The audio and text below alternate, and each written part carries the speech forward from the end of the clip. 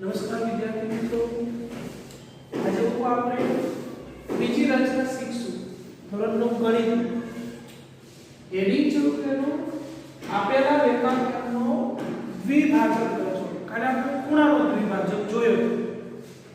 આ ત્રણ રચના જે લઉં છું કે આગળની જે મેઇન રચનાઓ છે એમાં આના ઉપયોગો આવશે. એટલે આમ તો આ રચના જરૂરી છે અને દર વખતે હવે એવું કહેવામાં આવશે કે આપેલા આનો લંબ દ્વિભાજક રચો એમ. તો અત્યારે એક મિનિટ આનો દ્વિભાજક ને લંબ દ્વિભાજક એવો શબ્દ છે. હા, તો આની રચના આપણે ઓલરેડી તમને યાદ હોય તો વર્તુળની રચના મેં તમને શીખવાડી કે જે કેન્દ્ર ના આપેલું હોય કેન્દ્ર રચો. તો એમાં આપણે લંબ દ્વિભાજક લઈ લીધો તો છતાં આપણે અહીંયા જોઈએ. ચાલો, રચના દોરવા માટે શું કરવાનું કે તમને અનુકૂળ એક રેખાખંડ રચો. કોઈ પણ એવું જરૂરી નથી. હા, એવું કીધું કે 5 સેમી નો રેખાખંડ તો તમારે માપીને લેવું પડે, પણ એ રેખાખંડ રચો એવું કીધું છે, આપણે રહીશું. આ રચના તમે હું જાતે જાતે દોરતા જજો. બાકી નોટમાં છે આ તમારે લખવાની છે 3 ને બીજી 3 6 રચનાઓ, અને બાકીના જે આના સ્વાધ્યાય છે એની પ્રેક્ટિસ કરવાની છે. મેઇન ટૂંકમાં 6 રચનાઓ કહેવાય. હું જે લઉં છું એ આના જે સ્વાધ્યાય છે એની પ્રેક્ટિસ કરવાની છે. જે જરૂરિયાત હશે હું બે લેસનમાં આપીશ અને જેમ દોરતો જઈશ એમ તમને આપતો જઈશ. એ રીતે તમારે આગળ વધવાનું છે અને બાકીના સાથે સાથે કમ્પ્લીટ કરવાનું છે. તો શું વાત થઈ? પહેલું તો એબી રેખાખંડ આપેલો છે, લખીએ.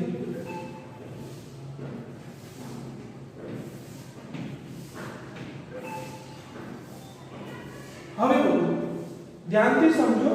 કદાચ તમને આવડે જ છે પણ છતાં જુઓ.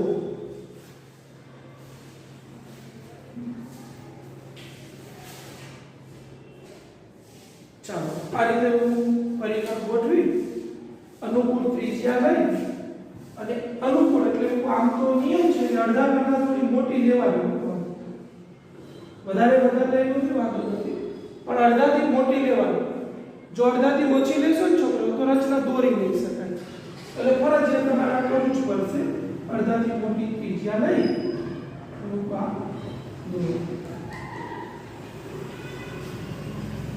એટલી જ સાત છોકરાઓ નીચે ભાગો. હવે જ્યાં તમે લીધેલું તેટલી ત્રિજ્યા મળે.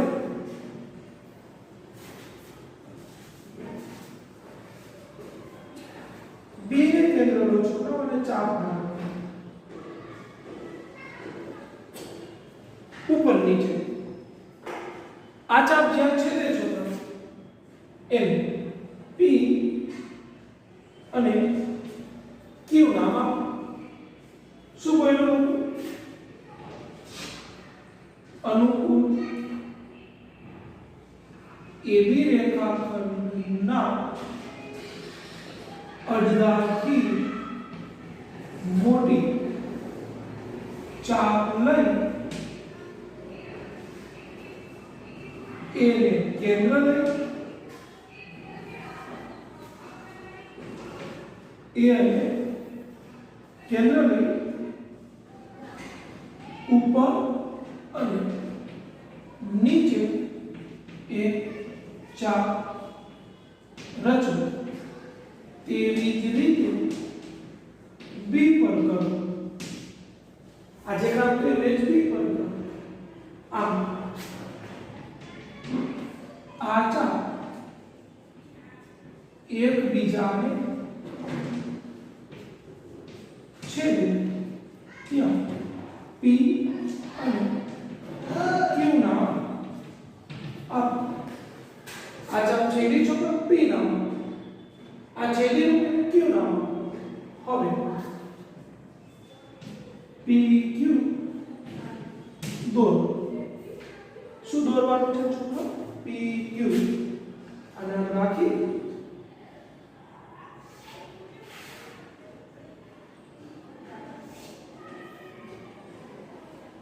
અને આ છેદનું એને એમ નામ આપો. તો આ છે ને આ ખૂણો પણ બનાવતો હશે અને આ રેખાખંડના બે સરખા બાજુના ભાગમાંથી આવશે. આને કહેવાય રેખાખંડનો લંબ દ્વિભાજક. આમ AB રેખાખંડનો લંબ દ્વિભાજક દોરી શકાય. આ થઈ જેને રેખાખંડના લંબ દ્વિભાજકની રચના કહેવાય. આ રીતે તમે એના મુદ્દા લખી નાખો.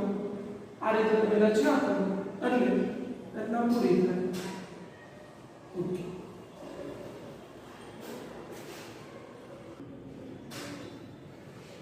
ચાલો, રચના ત્રીજી છે. આપેલા કિરણના ઉદ્ભવ બિંદુએ એટલે કિરણ આપેલું છે શું સાઈડના માપના ખૂણાની રચના કરવી. આ રચના દોરવાની છે. તો અહીંયા આપણે આ રચના બહુ ઇમ્પોર્ટન્ટ છે. ઘણા બધા ખૂણાઓ તમે દોરવા બોલો તો 60 ની રચના તમે દોરો તો બાકીના બધા મોટા ભાગના ખૂણાઓ તમે દોરી શકો છો. એટલે બહુ ધ્યાનથી આ રચનાને સમજવાની છે અને બહુ ઇમ્પોર્ટન્ટ છે. આ રચના ઇમ્પોર્ટન્ટ નથી પણ એને લઈને જે બીજા કામ કરવાના છે એ મહત્વના છે. એટલે રચનાનું મહત્વ વધી ગયું. શું છે? સૌથી પહેલા આપેલા કિરણના ઉદ્ભવ બિંદુ. ચાલો એક કિરણ દોરો.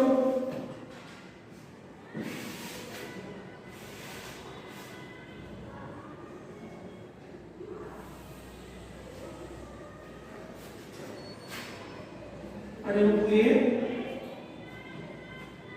બી નામ એ બી કિરણ કયું હશે? આપેલા કિરણના ઉદ્ભવ બિંદુ. ચાલો કિરણની વ્યાખ્યા શું? એક અંત્ય બિંદુ હોય ને એક અનંત તરફ જતું હોય. તો અંત્ય બિંદુ એટલે ઉદ્ભવ બિંદુ, એથી ઉત્પન્ન થયું છે. 60 ની રચના દોરવી છે. તો હવે હું તમને પેલો મુદ્દો થઈ ગયો પણ આપણે લખી દઉં રચનાના મુદ્દા. શું? AB કિરણ આપેલ છે. ચાલો બીજો મુદ્દો તમને કહું પહેલા કે અનુકૂળ ત્રિજ્યા લઈ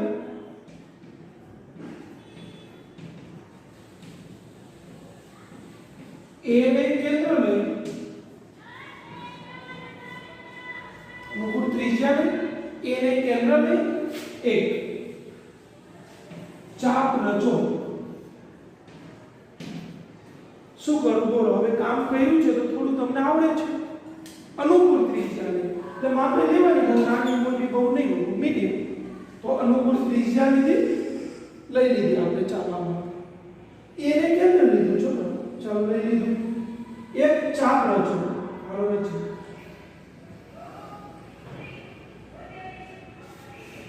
આ ચાપ એડી કિરણને છેદે છોડો. એડી નામ આપ્યું.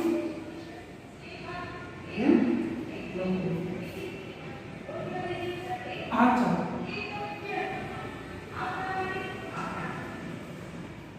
એડી કિરણને છેદે ત્યાં ડી ના આપો.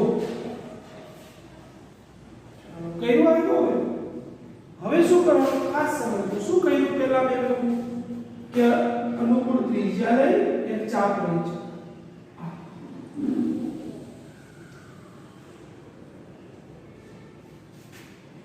એમ કે ચાપ લઈ તેટલી જ ત્રિજ્યા વડે બદલતા નહીં એટલે ખોટું પડે અને કદાચ બદલાઈ ગયું હોય તો આમ જોઈ લેવાનું. તેટલી જ ત્રિજ્યા વડે એટલે જેટલી પહેલા શબ્દ વાપર્યો તો અનુકૂળ ત્રિજ્યા. હવે શબ્દ વાપરું છું જે લીધી એટલી જ તેટલી જ ત્રિજ્યા વડે બી ને કેન્દ્ર લઈ છો એક ચાપ બનાવો. તો આ ચાપ છેદે ત્યાં સી નામ આપ્યું. તેટલી જ ત્રિજ્યા વડે ડી કેન્દ્ર લઈ તે જ ચાપ પર ચાપ રચો. જે છેદે ત્યાં સી નામ આપો થઈ ગયું અને હવે છોકરાઓ એમાંથી એસી કિરણ દોરો શું દોરવાનું કીધું કે સી કિરણ તો એ ઉદ્ભવ બિંદુ આ થશે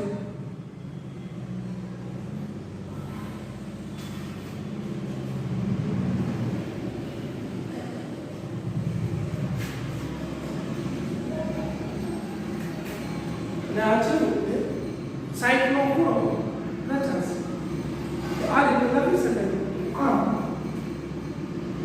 ખૂણો CAE બરાબર 60 તૈયાર થાય તો આ રીતે 60 ડિગ્રી છે ને સેલી શું કરવાનું છે કિરણ અનુકૂળ ત્રિજ્યા ચાપ આ ચાપ છેદે ત્યાં ડી નામ તેથી ત્રિજ્યા વડે ચાપ તે છેદે ત્યાં સી નામ અને આમાં પસાર તો ઓટોમેટિક જે ખૂણો બનશે તે 60 નો હશે માપી લો કોણ ભાવ 60 થતો હવે હું તમને કહેતો હતો કે આ રીતે 30 નો ખૂણો બહુ તો શું થાય ખબર ત્રીજી ને પહેલી રચના ભેગી થાય 30 ના ખૂણા માટે શું કરવાનું છે આ તો દ્વિભાજક આ સાઈડ નો છે તો દ્વિભાજક દોરવા શું કર્યું આને કેન્દ્ર બિંદુ યાદ રાખો એક ચાપ મારો આને કેન્દ્ર લઈ એક ચાપ મારો આમાંથી તમે આ પસાર કરો તો 30 નો ખૂણો પેલા આપણે લખી નાખજો હવે સમજાવું છું બરાબર હવે હું તમને કહું છું ખાલી તો આ કરું છોકરાઓ આ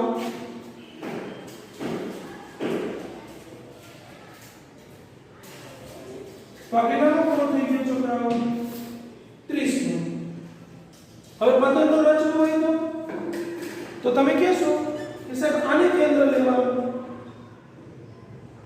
અને ચાપમાં આને કેન્દ્ર લેવાનું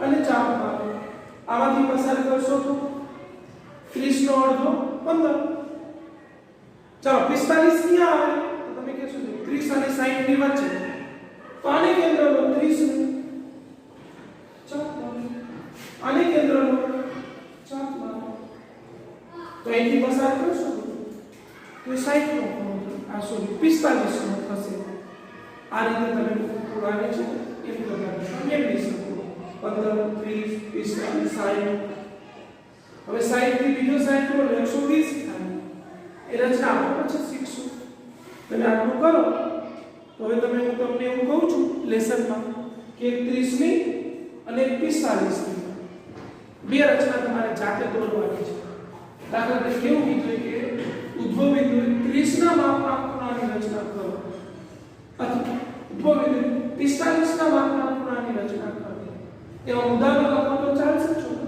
ખાલી આકૃતિ તમે જે રચના છે દોરજો અને આ તમારું આજનું લેસન છે ખાલી પ્રેક્ટિસ કરી લેવાની રફ નોટમાં દોરવાની આજે છે બાકી નોટમાં દોરવાની ત્રણ રચના પહેલી બીજી ત્રીજી આજની બે અને આગળના લેક્ચરની એક આ છે તો પેલા નોટ કરું અનુકૂળતા હોય તો બાકી નોટમાં તમારે દોરવી હોય તો વાંધો નહીં પણ રફમાં દોરજો એટલે ચાલશે પછી જ્યારે આપણે મળીએ ત્યારે જોઈ લઈશું